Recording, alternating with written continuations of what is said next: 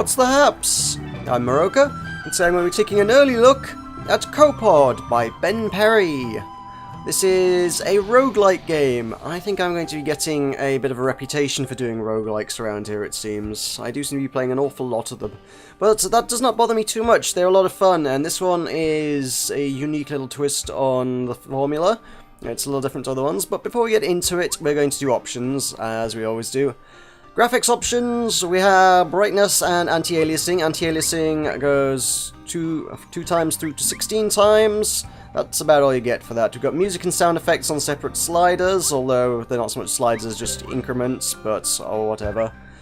We have resolution options, full screen mode, and we can have a borderless window, in fact, under here, but obviously that's a restart needed, so we're not going to change that now. But that's always nice to see. There's a good few graphics options there. It's a fairly simple style, so it's probably not the sort of thing that needs a lot of fancy options. AA is very nice to see. Many games probably wouldn't even include that, so it's nice that that's in there. So, before we get into the game, we have a few options to pick from, and all of these do appear to be available right from the off. At first I thought you had to sort of unlock them, but that's not necessarily the case. You do seem to be able to just jump in with whatever mix-ups you want. So vanilla is obviously the vanilla game. Helping Hand is kind of a newbie easy mode. Then there's other different powers that will change the way the game plays. But I'm going to jump in with vanilla mode first, just so you can actually see what the game is. So we shall head on in. So we are this strange, fishy, aquatic thing that's quite adorable. We can click with the mouse to move around. And we can right-click to do a bitey attack. Now, it says A and D to select power. I have been using the mouse wheel for to change between powers for the most part. I don't have any at the moment. We'll pick some up very shortly because there are loads to acquire in this game. So let's try nomming a few things. There we go. These guys will... There we go. Once this bar at the top right fills up, for each thing we kill, that bar will fill up slightly.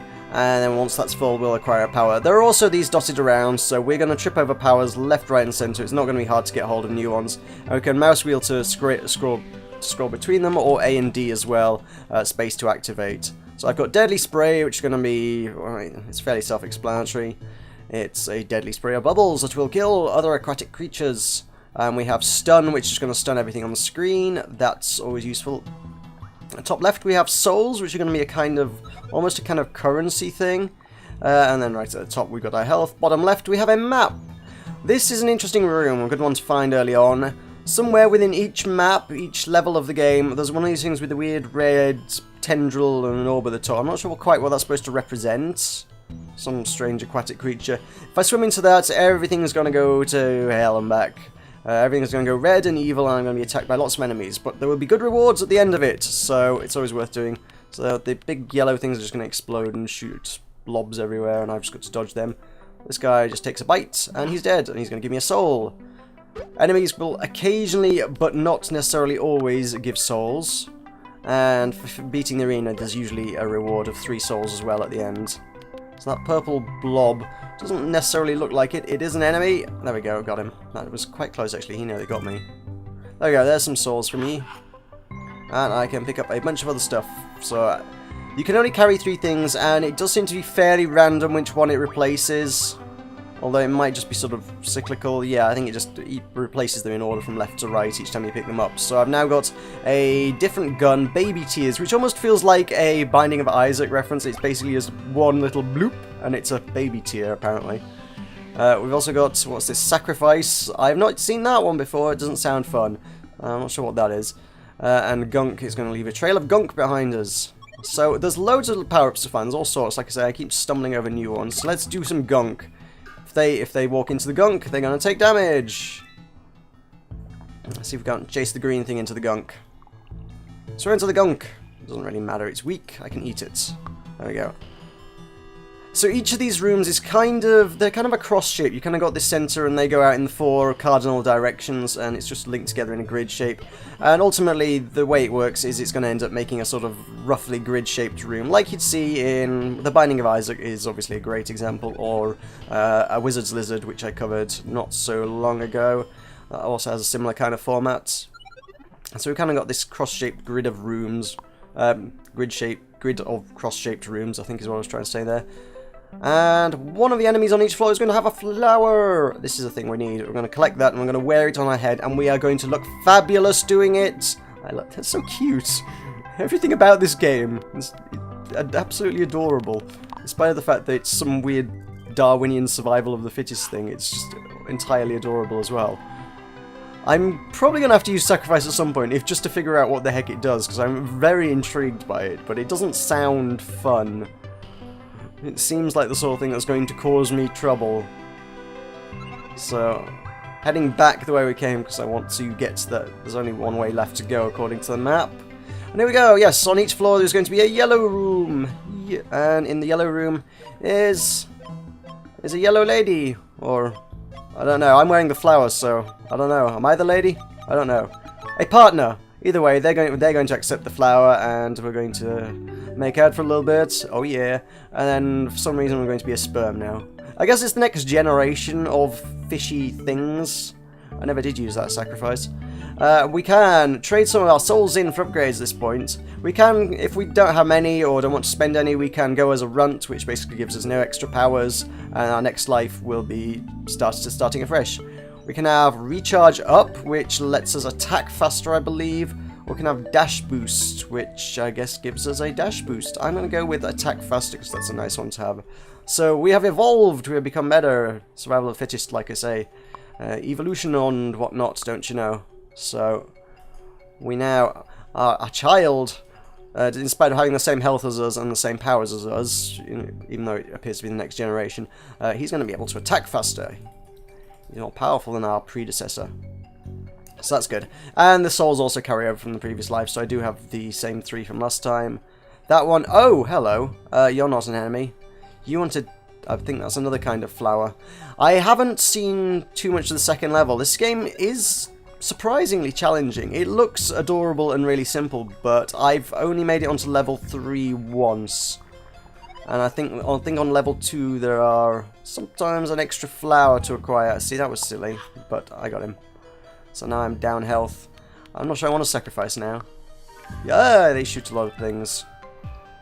And there's little to be found. Some rooms you really won't get a lot out of, so often perhaps worth trying to get out whilst you can. Let's head through here. It's all procedurally generated, so you'll get different stuff each time. And the actual, if you want to see the development procedure, there's actually goes into quite a bit of depth on the developer's blog, which is actually an interesting little read to see how he actually generates all the caves. I figured it would sort of be a random kind of job, but nope, it's all procedural, which is pretty cool in and of itself. And he's not dead. I've got faster attacks, but it's not powerful enough, and I don't want to get electrocuted either. There we go, let's do that. Sacrifice probably would be a bad move at this point now. I have perhaps squandered my opportunity to do so, but I can always use baby tears. I might be able to acquire some health out of stuff. They are uncommon drops, it seems. You can get health from stuff, but not terribly often. I may... That work? Yes, he was weak. Feeble. You, get shot. There we go. There's a bit of a knack to using the projectiles, I think. They're not the easiest things to learn. Did I get them all? Oh yeah, triple kill. Check that. Now we get souls. And what I would really like is to find a heart somewhere to heal me up, but I don't think that's going to happen. And that would be a good power-up if I had any health. That's going to sacrifice health in order to give us a little companion that's going to run around and attack things for us. But we have no health to sacrifice. I need to really be working on trying to stay alive at this point, I think. These guys? Uh-oh. Oh, no, I'm dead.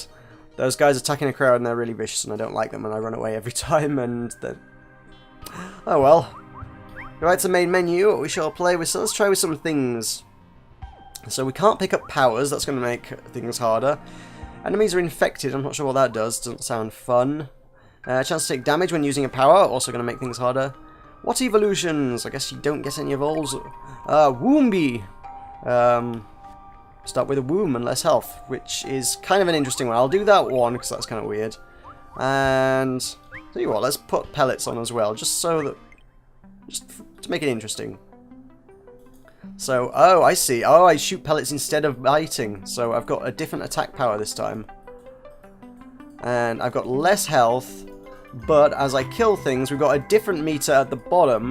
When that fills up, let's see if I can actually hit something. Boom. There we go. That. Oh no, we need 5. This meter's filled, but we need 1 more. And there we go. We've got a little baby creature that's going to follow us around, and he's going to bite things for us, or possibly shoot things in this mode. I don't know. We'll have to find out in a moment. They can take damage and die. They're not... Enemies won't tend to go for them, but they can easily take collateral damage from projectiles and beams and AoE effects and what have you. So you do kind of need to be fairly careful with them, but not excessively. Enemies won't deliberately go out of their way to bite them or anything. There we go. I've got that. That could give us another one, but then I would have only 1 health, and that would not be much health. Unfortunately, because of the mode I've chosen, I'm only starting with 2 health, so this is going to be continually precarious level. I do like these levels look great. I think these look really fantastic, but these plumes of whatever they are, chemicals, hot water, I don't know. Some undersea, it's like an undersea vent kind of thing, isn't it? But they will damage you if you swim into them, so I'm trying not to do that. But they do look good. The first time I saw this room, I was like, wow, that looks really, really good. So I'm very impressed by these rooms. They look really cool. Let's head on through and see if we can get our baby to bite things for us. Here's some stuff. Let's see if we can... There we go. Oh yeah, he's got the bite attack. That one's got a tongue. He's going to try and tongue me to death. Ooh, that could have gone badly. Oh, I've got 2 babies. Oh, good. I have Puke, which I'm not so sure about that one. That one does seem to do, like, damage to you, I think. Let's try it. Oh yeah, he puked out a heart for some reason.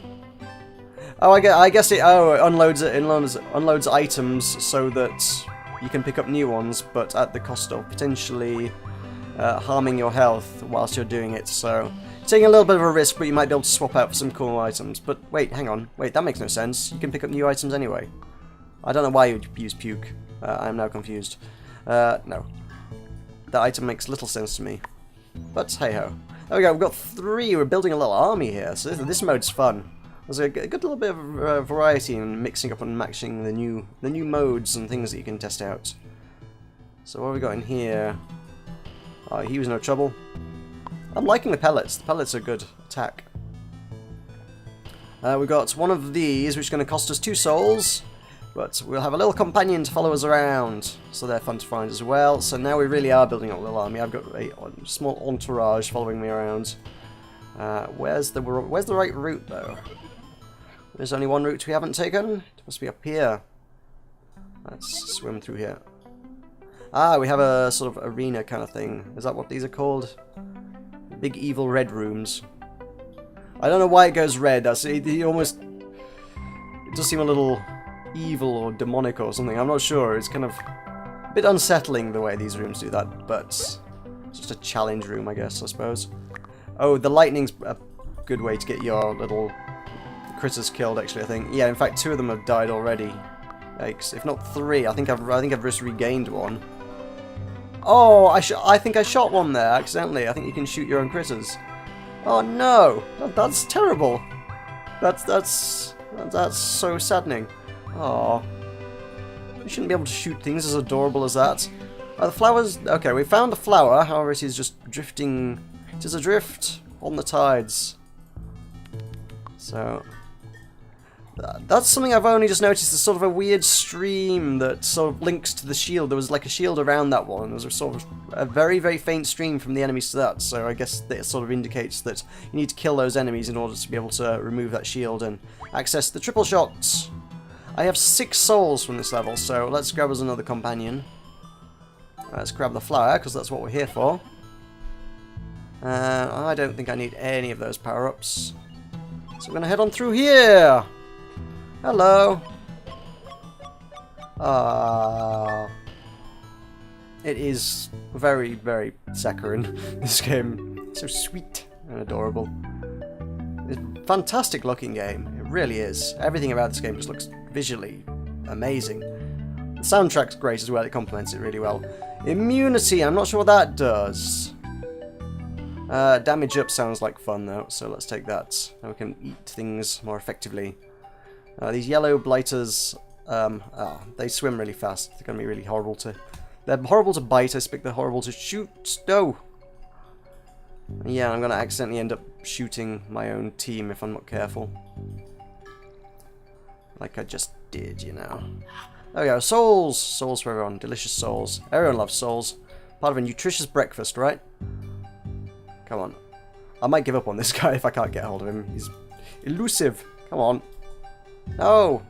Nuts to you. I'm going. See you later. I'm gonna... Oh! Uh-oh. God. Oh, I just wasted my triple shot. Oh, no. However, my team's on my side. There we go.